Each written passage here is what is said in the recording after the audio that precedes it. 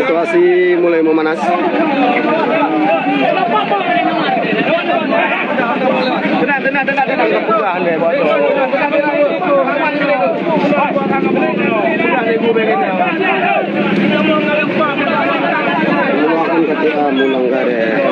Ulang amat video kati aku.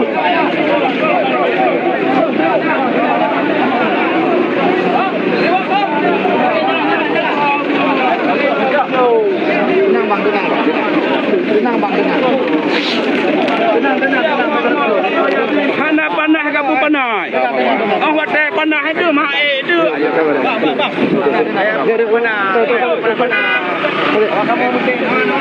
Situasi lagi tidak kondusif.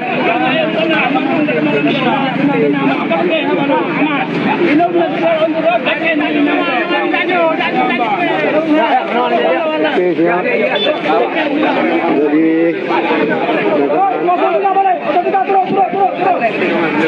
Jadi ada video yang beredar dilakukan kecurangan oleh oknum yang tidak bertanggung jawab di TPS. Yang lakukan adalah langsung oknum KPPS. ini itulah alasan kami, Pak. Alasan ini bukan alasan kami buat.